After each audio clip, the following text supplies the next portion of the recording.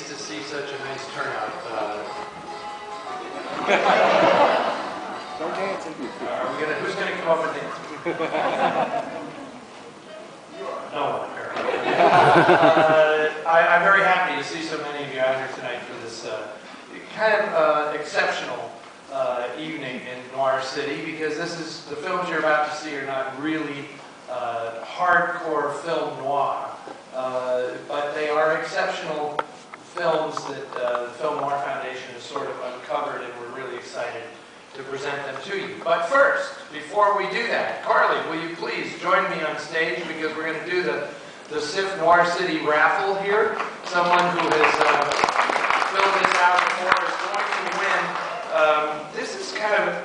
This is really unusual, kind of cool. This is like a handmade, custom-made, unique clock that is inspired by Shadow of a Doubt. So, if you want to have a clock on your wall of a young girl being terrorized by an older man, this is the item for you. So I hope we have a winner who can appreciate that, okay? Because here we go. And that winner is going to be Dion Walter. Dion Walter, whose email address looks like it may even have noir in it. I don't. Is Dion here? No, of course not. That's how these things always work, right? I mean, nice try there, but okay. So Dion, and you know how this works. If you're coming for the first time, you'll be getting your little ballot with trivia questions about the films that we've shown so far. You put them in the boxes that are on either side of the theater, and at the next full show, before the A film, this is the A film you're about to see, we will pick a winner and you'll get like a special prize. Now I know that the next one we do tomorrow before the first show will be a massive jigsaw puzzle of Edward Hopper's Nighthawks, right? Like the original film noir painting, you know? Okay. Here's the deal, right? We're now in 1944 in Noir City, and the way World War II is affecting Hollywood is that a lot of filmmakers from Europe are finding their way to Hollywood to continue their careers because they don't really feel like being trapped in the Nazi regime in Europe. And one of those filmmakers is a man named Julien Duvivier, who is one of the preeminent French filmmakers of the 1930s. He sort of helped propel French film noir before they actually called it that. He had made a film with Jean Gabin called Pepe le Moko that sort of inspired this whole strain of doomed romanticism in the movies. If you've seen this film, I think we showed it here a few years ago when we did the International Noir Festival. And Gabin is, you know, incredible actor. He's the French Humphrey Bogart, essentially, and was as vital to the development of a noir ethos in France as Bogart was in the United States. And Duvivier is a fascinating character because he made these great films in France in the 30s and then came to Hollywood in the 1940s hoping that he would be able to continue his career. He was allied with the actor Charles Boyer, who had come from France and became a big Hollywood star. And Boyer was very happy to have Duvivier come to Hollywood, and they formed like a production entity. And a lot of people don't know this, but Boyer had actually formed a production company, if you can imagine this, with Howard Hawks, right? So you've got like the epitome of an American filmmaker in Howard Hawks, and this suave, continental, debonair guy in Charles Boyer, and they created a production company together. It didn't really accomplish all that much, to be honest. And as it was kind of petering out, Boyer reunited with Duvivier, and they decided to make films that they wanted to make. And oddly, these were anthology movies. And they made a picture at Universal called Tales of Manhattan that was about an evening coat that circulates between various owners.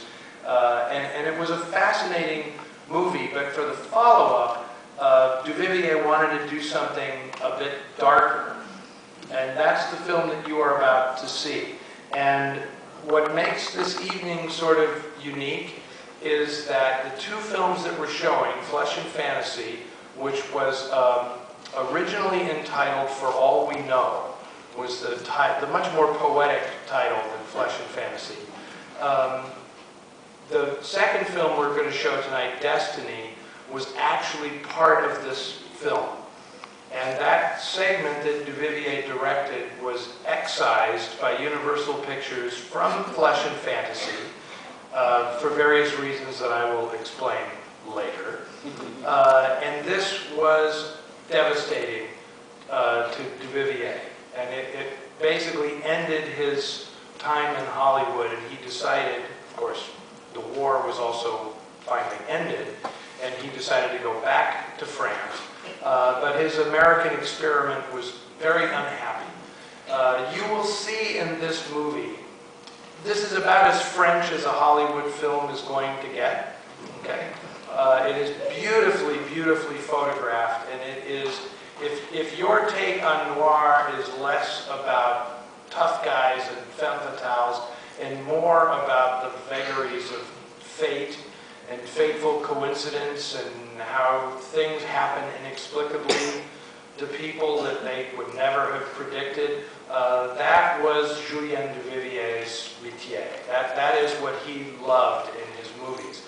I feel very sorry for this guy as a filmmaker in a lot of ways, even though he left a great legacy, because he was forced out of France. He came to the United States. The studios belittled him and treated him badly. What Universal Pictures did to this movie is ridiculous. And I'm happy to say that because of the success of the Noir City Film Festivals and just the Noir revival in general, we're actually in discussions with Universal now to reassemble this film the way Duvivier originally intended, which I hope is something that actually happens. You know, I appreciate that. We'll see what happens. We actually have to see if the connective tissue is still extant and that can actually be accomplished. But in place of what he intended, you're going to see bookends on this film that I don't like to precondition anyone, but I find them utterly ridiculous in this movie, right? Even though Robert Benchley, who is one of the great humorists of all time, appears on camera in these bookend sections of the film, it's absurd. And so you see the struggle between this Frenchman, who is a poet of the cinema, frankly, and this American way of framing his stories that are kind of silly.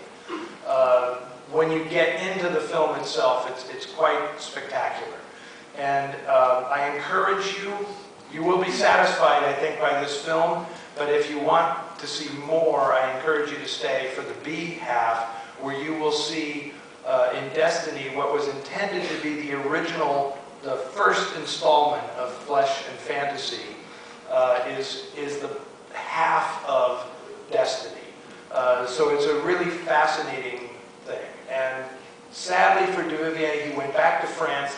He continued his career only to be pilloried by the young French filmmakers and the whole Cahiers du Cinéma crowd, who said that traditional French cinema is tired and obsolete, and men like Duvivier have no place in modern cinema.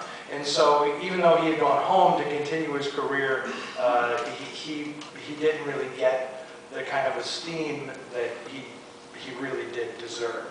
And so anyway, one of my little missions now is to help rehabilitate Julien Duvivier's reputation as a filmmaker, which this film will speak to that. I think you'll see what an amazing artist this man actually was when you watch his last American film, Flesh and Fantasy. Thank you.